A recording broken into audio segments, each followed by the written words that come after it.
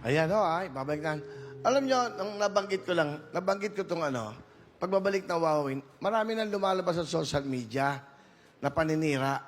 Ba't kayo maniniwala dyan na bawal daw akong tignan? Una, hindi ko alam na OJT o meron naka-intern dyan ng mga estudyante. Hindi ko alam yan.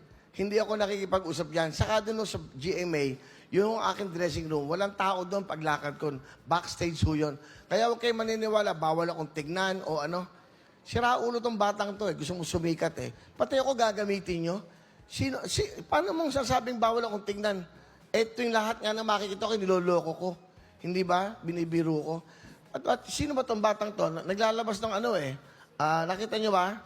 May nagsasend sa akin. Alam mo, ikaw, bata ka pa, sira ulo ka na.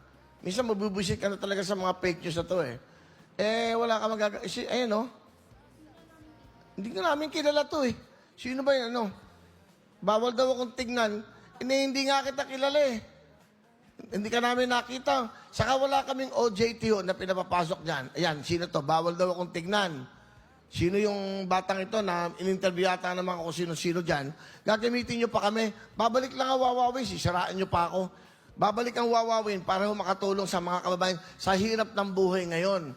Gumagawa na nga ng paraan Saka hindi namin kilala yan. Yung batang yun. Never namin nakita yan sa GMA. Kaya kung alam mo kung ako sa'yo, pumunta ka dito, magpakilala ka sa akin. At mag one-on-one tayo. Sabihin mo sa akin kung kailan kita nakita. Ha?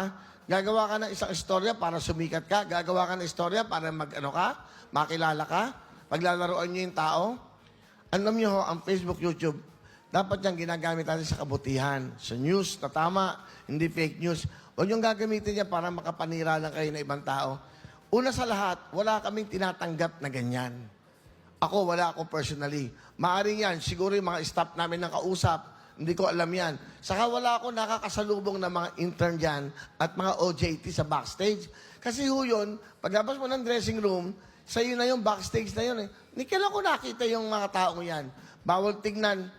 Diyos ko po, matakot ka sa Diyos. Magsasalita ka na dito sayang. Bata ka pa, nagsisinungaling ka na. Sana maging maayos ang buhay mo. Hindi ko gagawin yan, saka hindi totoo yan. Saka, nung nilabas namin itong Wawawin, saka kayo gumaganyan. Bakit, nung mga ibang program, bakit di mo yung sinabi during the time ng Wawawin sa sa GMA? Bakit di mo sinabi yan? Nagreklamo ka doon. Ba't kayo nga nagpapa-interview ka? Huwag ngayon manggamit ng kapwa nyo, panandira lang. Sana, kung ikaw ay estudyante noon, di sana nakagraduate ka, ng pangarap ko siya, makapagtapos ka at maging maayos ang buhay mo. At huwag ka magsisinungaling. Sa lahat ng mga yan na nagsasinungaling, ganun lang talaga Puro paninira na lang nakikita mo sa Facebook, sa lahat. Wala nang ginawa. Kaya ang buhay natin, tayo-tayo, naglalaglaga na. Anyway, dahil dyan,